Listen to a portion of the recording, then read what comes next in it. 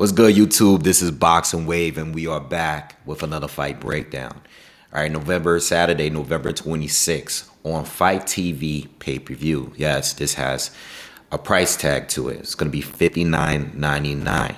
All right, now I don't know how you guys are going to feel about that because I know we are all tired of paying for pay-per-views. We're paying on the PBC. We're paying on the Zone. We're paying on Top Rank, ESPN. We're tired of the pay-per-views, but we have another one here.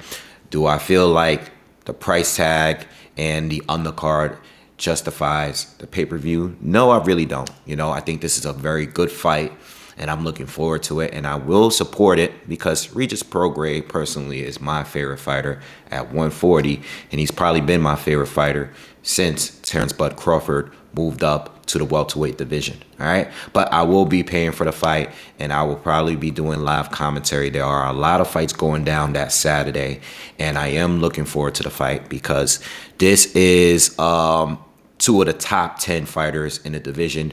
I personally think Regis Prograis, outside of Josh Taylor, is the other best fighter at 140 still. I know a lot of guys have moved up from 135. I know there's a lot of there's been a lot of prospects that's on the rise of the division, but I like Regis Prograis, and I still think he's the only other guy that's the top guy outside of Josh Taylor. All right. So anyway, let's talk about this fight, man. Now, on paper, this is a very good fight. I mean, you got two guys the same age. They're both 33 years old. As far as dimensions, you got Regis Prograis and Jose Zepeda, who is 5'8" in height. Zepeda has a reach advantage. I believe he's about 70-inch reach, whereas Regis Prograis is only at 67. He has very short arms. He does not have long arms. All right, but he's been in there with much taller fighters that have a longer reach, and he still found a way to close the gap and dominate most of them, okay? But yeah, both of these guys are 33 years old. Regis Prograis, 27 professional fights, 23 knockouts, only one loss, majority loss to Josh Taylor. Very debatable loss in that World Boxing Super Series finals, all right, for the Muhammad Ali trophy down at 140. I believe that was like a 3-belt unification match, something like that. Maybe, no, I'm sorry, a 2-belt unification, right? Because I believe Jose Ramirez had 2 belts. Something like that, all right? And then you have Jose Zepeda, all right, who, let's see, 35 wins, I believe 27 knockouts, 2 losses, all right, and no draws, okay? And I believe the 2 losses, one was from an injury early in the fight against Terry Flanagan, and the second loss was to who else did he lose to? I'm trying to think. This is why sometimes I should keep the records in front of me. But he lost to Jose Ramirez in a very close, another fight where it was very, very close. Very disputed loss to Jose Ramirez. All right, very good fight, by the way, too. I think I went back and watched that fight last year or something. But a very, very good fight. I was probably doing film study on one of, if not both, of those fighters, and I went back and watched the fight. It was a very, very, very good fight. All right, and so was Regis Prograis and Josh Taylor. All right, so now we have these two guys, both southpaw fighters, right? And they both very experienced fighters. I mean, they both been in there with some of the best at the division over the years. Regis Prograis, stopping Julius Ndongo, after him losing to Bud Crawford, but he stops Julius Ndongo. He beat and dominated Cairo Relic in the Super Series. He outclassed Terry Flanagan in the tournament. He went to war with Josh Taylor, and very, very close fight again. That's one of those fights. I was watching it last night, and that's one of those fights that you can really go either way. Very, very, very close, debatable fight. All right, I think I tweeted it, and people are still, even reading the comments, people still believe that Regis Prograis won the fight. It is a very close fight, depending on what you like. And he's picked up some wins now. I mean, for Regis Prograis, hasn't been the most active fighter. Kind of just fighting once a year.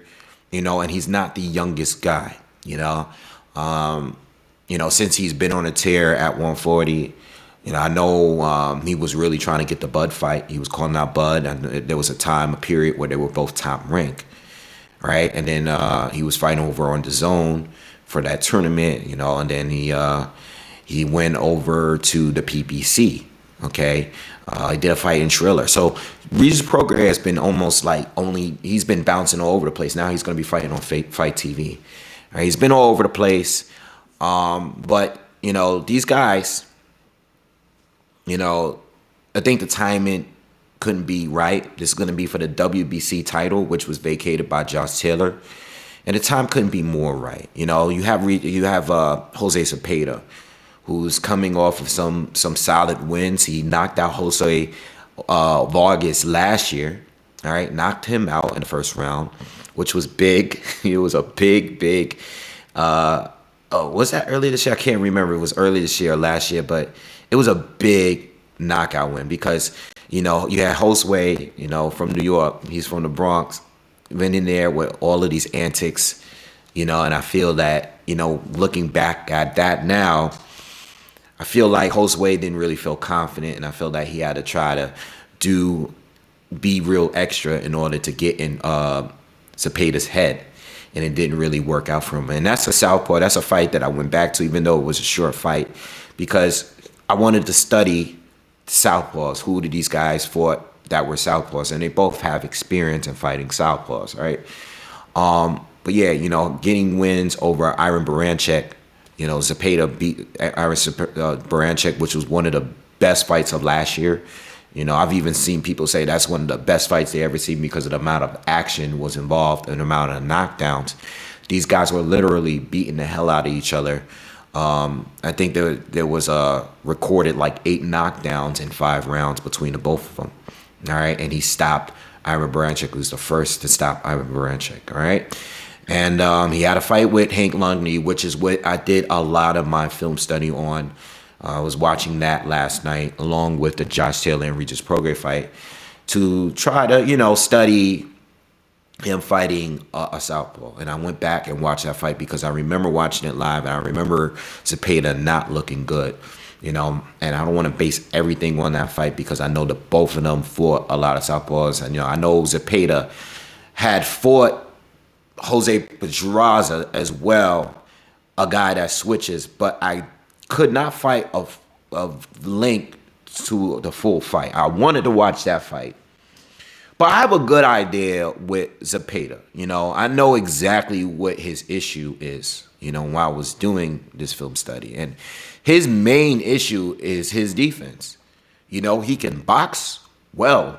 He has power, clearly, right? These guys got great KO ratios, But Zepeda, I think what sets them apart, and I know on paper this is a great match because they have good resumes, they're seasoned guys. All of that, everything that you would want to see in a fight is there. You got 2 good boxers with good boxer punchers with good knockout ratios, and they've had great fights. But the difference between the two is the defense. It's just a huge gap, and I'm not saying Regis Prograis is not like this pound for pound, defensive fighter or anything like that. No, the basics are there, but the basics and the athleticism that he has, the way he can shift his body and move, the way he moves his head, keeping it off the line, the way he's able to slip and counter, he just sets him up to be a few levels above Zepeda.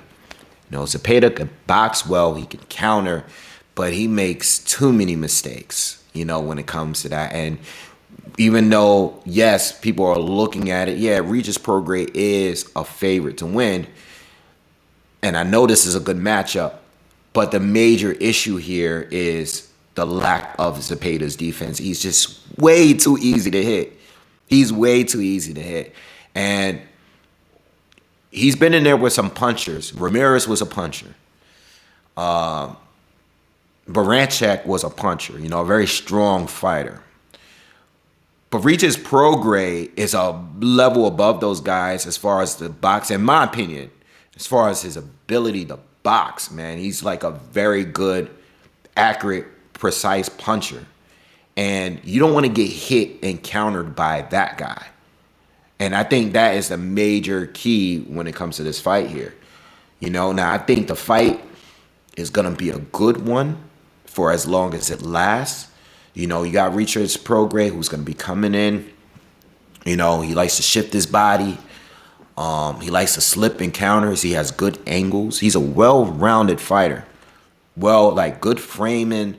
It's just more about the movement with him. I know he doesn't have the reach like all of his opponents. He's usually down when it comes to the reach. He's not a big fighter at 140, but he belongs there. But he's not a big fighter. He's usually fighting taller guys. He's usually fighting guys with a longer reach. But he's able to close the gap with his jab, doubling up on the jab and then using the left hand. But he has a good amount of punch. His arsenal is big. He has a great arsenal. And he has the overhand left. He has the uppercut. He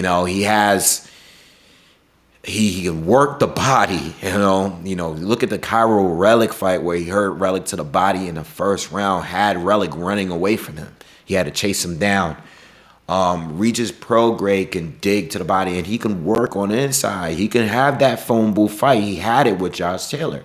But even in the fight with Josh Taylor, I felt like he was outboxing Josh Taylor from the outside. Even though he's a shorter guy, even though he doesn't have the reach, he was able to outbox Taylor, and Taylor had to make adjustments in order to win that fight. He had to become more physical, similar to how he had to do with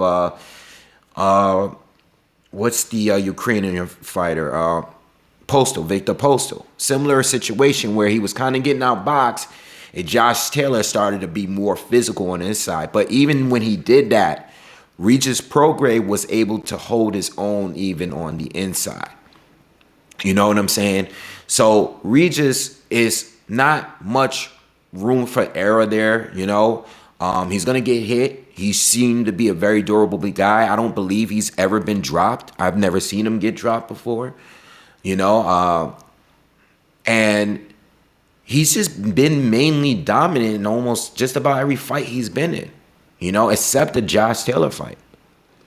So outside of that, he's just more well-rounded, and I think he has the left hand. The key with this fight here is that Regis Prograis, the way I've seen him knock out other fighters, hurt other fighters, is with the overhand, timing that overhand left.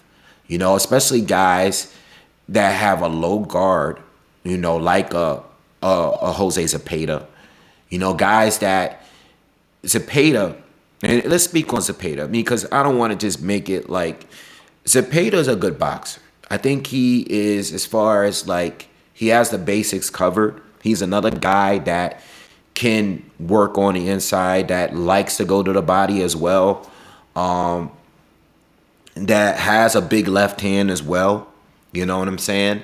Can slip and roll, and he can do things, but not on a level as Regis Prograis. I don't think he's quicker than Regis Prograis.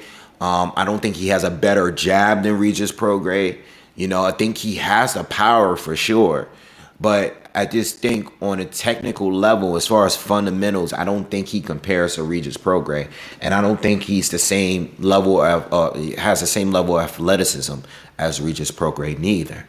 And I think he doesn't even have the gas tank to match Regis Prograis, because I seen Regis, who simply did gas a little bit against Josh Taylor because of how physical the fight was. Again, he was able to hold his own, but like I said, it just wasn't enough to the judges. But I seen Zepeda gas dramatically. I was watching the Hank Lundy fight, and I was just surprised at the amount of times he got hit. You're finding another southpaw in Hank Lundy who was very comfortable, who can switch. But Hank was very comfortable in staying and fighting as a southpaw throughout the entire fight, basically. And Hank, at this time, this was a recent fight. Hank is well past his prime. took many losses over the years. And his legs just weren't good. His balance just wasn't good. But Zepeda, just too easy to hit. The amount of overhand lefts that Hank Lundy was able to time and land made me realize that Zepeda is going to have a hard time against Regis Prograis. And Zepeda is a guy that, yes, he's never really been stopped. I know he's got a knockout loss in his record because of the dislocated shoulder injury that he had against Terry Flanagan. So he hasn't technically been knocked out, but he's been down so many times against Baranchik. He's been down in other fights. And I just can't see him getting hit with those shots that Hank Lundy was landing and surviving. Because I believe that even though, let's just say Zepeda had a bad night, I think this was after the Baranchik fight, where he went to war. So maybe he just had a bad night. It's very possible. I'll give him that. Maybe he had a bad night. Maybe he didn't go into the fight thinking that the fight would be as tough as it was. Maybe he slept on Hank Lundy. That's cool. But regardless, based on what I've seen from Zepeda throughout his career, he just has defensive flaws, and his head is normally dead centered. Just even watching the way he uses his jab, very easy to counter his jab. It's just too easy. I've seen it in the entire fight with Hank Lundy. It's just too easy, and you don't want a guy with the power of Regis Prograis to connect that easily, I think Zepeda is going to come at his very best because he's aware that this is going to be arguably his toughest fight. You can make the argument that it's going to be his toughest fight.